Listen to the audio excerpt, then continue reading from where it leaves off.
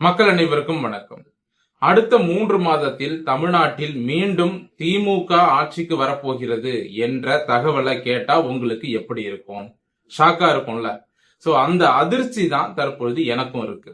சமூக வலைதளங்கள் முழுக்க சில தகவல்கள் பரவிட்டு இருக்கு. 2 விதமான தகவல்கள் பரவுது. இந்த 2 விதமான தகவல்களையுமே திமுகவினர் தான் பரப்பிட்டு இருக்காங்க. முதல் தகவல் என்ன அப்படின்னு பாத்தீங்கன்னா, அடுத்த 3 மாதத்திற்கு பிறகு இடைத்தேர்தல் வரப்போகிறது. அந்த நேரத்துல தமிழக வெற்றி கழகத்தினுடைய ஆட்சி கலைக்கப்பட்டு மீண்டும் தமிழ்நாட்டில் ஒரு சட்டமன்ற தேர்தல் வரப்போகிறது. அந்த தேர்தலில் நின்று திமுக வெற்றி பெறும், மீண்டும் தமிழ்நாட்டில் திமுக ஆட்சியை பிடிக்கும் அப்படின்னு ஒரு கும்பல் தகவல்களை பரப்பிட்டு இருக்காங்க.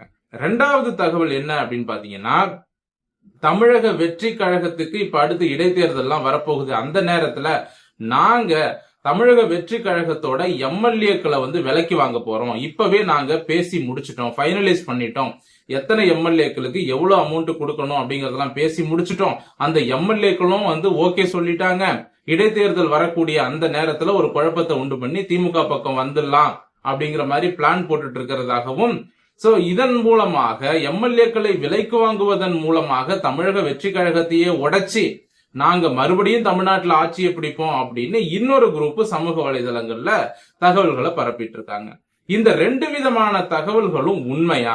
உண்மையிலேயே இது போன்று நடப்பதற்கான சாத்தியக்கூறுகள் இருக்கிறதா? ஸ்டாலின் சொன்னார் இல்லையா, தமிழக வெற்றி கழகம் ஆட்சிக்கு வந்த உடனே ஸ்டாலின் என்ன சொன்னாரு, 6 மாதம் அதற்கு பிறகு எங்க ஆட்ட ஆரம்பம் அப்படிங்கிற மாதிரி ஸ்டாலின் பேசியிருந்தார். உண்மையிலேயே அந்த 6 மாதத்திற்கு பிறகு ஸ்டாலின் நினைத்ததை செய்வாரா?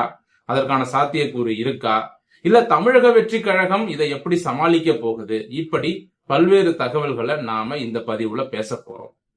முதல்ல இவங்க சமூக வலைதளங்கள்ல பரப்புன இந்த 2 தகவல்கள் இருக்கு இல்லையா, அதுக்கான சாத்தியக்கூறு இருக்கா அப்படிங்கறத பார்க்கணும். முதல் விஷயம், இவங்க என்ன சொன்னாங்க, அதாவது இடைத்தேர்தல் வரக்கூடிய அந்த நேரத்துல தமிழக வெற்றி கழகத்தோட ஆட்சி கலைக்கப்படும் அப்படின்றாங்க.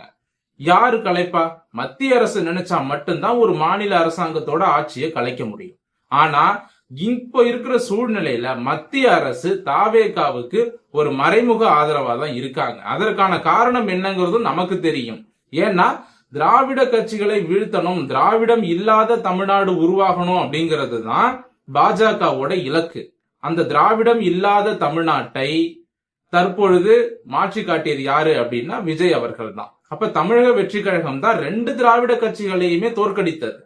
அப்போ திராவிடம் இல்லாத ஒரு தமிழகம், ஒரு மிகப்பெரிய ஸ்பேஸ், இடைவெளி இருக்கக்கூடிய தமிழக அரசியல், இதைத்தான் பாஜகவும் விரும்புகிறது. அப்படி இருக்கும் பொழுது தமிழக வெற்றி கழகத்தோட ஆட்சிய உடனே எல்லாம் கலைக்கிற அளவுக்கு பாஜக இறங்க மாட்டாங்க. ஏன்னா 2 திராவிட கட்சிகளுமே 60 ஆண்டுகளுக்கு மேலாக தமிழ்நாட்டை அசைக்க முடியாத சக்தியா கையில வச்சிருந்தாங்க. அவங்களையே ஒரு நடிகர் இப்படி சுண்டு விரல்ல தட்டி ஓரமா தூக்கி போட்டாரே, இந்த வாய்ப்பை நாம பயன்படுத்தணும்.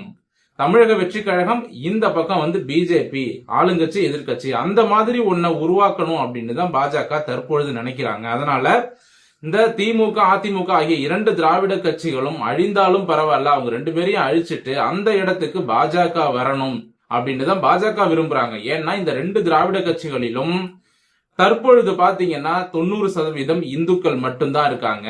ஏன்னா விஜய் அவர்கள் பக்கம் சிறுபான்மையினரோட வாக்குகள் போயிடுச்சு, இஸ்லாமியர்கள் கிறிஸ்தவர்களோட வாக்குகள் போயிடுச்சு. அதனால தற்பொழுது ஒரு 10% சிறுபான்மை மக்கள் தான் இந்த பக்கம் இருக்கிறாங்க, திமுக பக்கம். 90% சிறுபான்மையினர் விஜய் பக்கம் போயிட்டாங்க. அப்படி இருக்கும் பொழுது மெஜாரிட்டியா இந்துக்களால் நிறைந்திருக்கக்கூடிய இந்த 2 திராவிட கட்சிகளையுமே நாம காலி பண்ணிட்டோம் அப்படின்னா இந்த இந்துக்களினுடைய அடுத்த ஆப்ஷனாக பாஜக இருக்கும் அப்படின்னு பாஜக விரும்புறாங்க.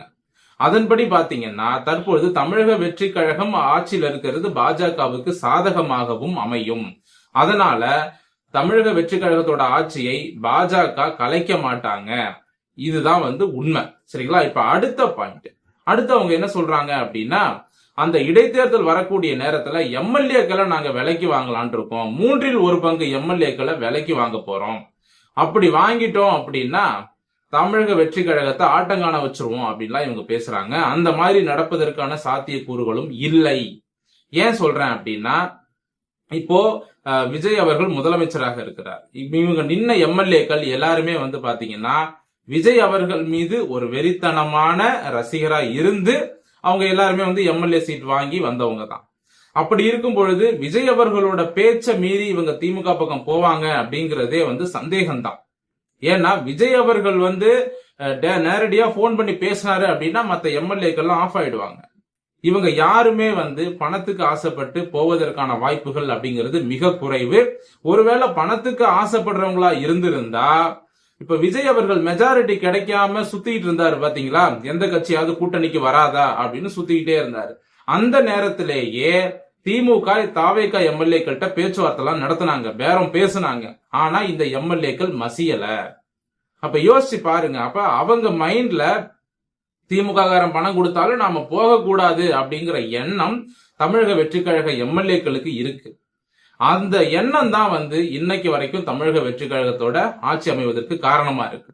அதனால எவ்வளவுதான் முயற்சி பண்ணாலும் தமிழக வெற்றி கழகத்திலிருந்து எம்எல்ஏக்களை விலைக்கு வாங்கவே முடியாது. இதுதான் நிதர்சனமான உண்மை. இவங்க பணத்துக்கு ஆசைப்படுறவங்களா இருந்திருந்தா ஆரம்பத்திலேயே இவங்க திமுக பக்கம் போயிருப்பாங்க. திமுக வந்து 70 சீட்டுக்கு மேல ஜெயிச்சிருந்தாங்க. சரியா, ஈஸியா ஒரு 50 எம்எல்ஏக்களை இந்த பக்கம் இழுத்து அதாவது திமுக வந்து ஆட்சி அமைச்சிருக்க முடியும்.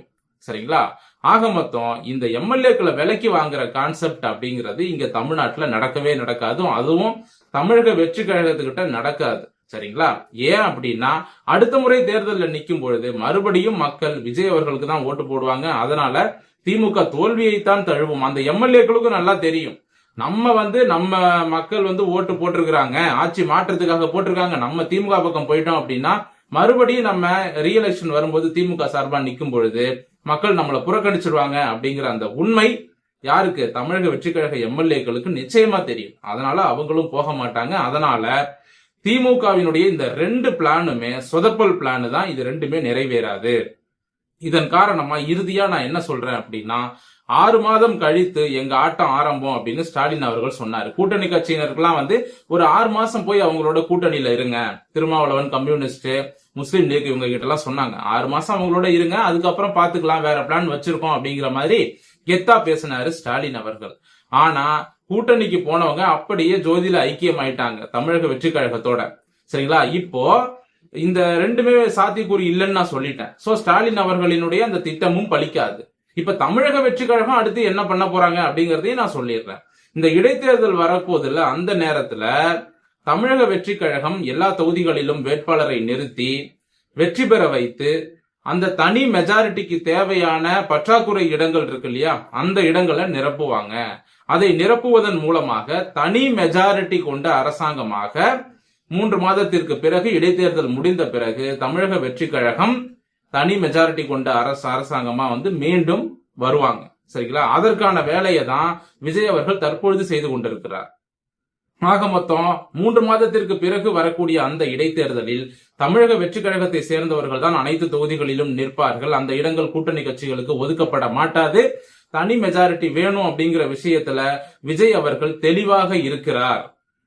இதனால நம்ம என்ன சொல்ல வரோம் அப்படின்னா அடுத்த 5 வருஷத்துக்கு அடுத்து 2031 எலெக்ஷன் வரைக்கும் விஜய் அவர்களுடைய கட்சியை எதுவுமே செய்ய முடியாது என்ற உண்மையை சொல்லிக்கொண்டு இந்த பதிவை நான் முடித்துக் கொள்கிறேன். மீண்டும் அடுத்த நல்ல பதிவோடு உங்களை வந்து சந்திக்கிறேன். நன்றி, வணக்கம்.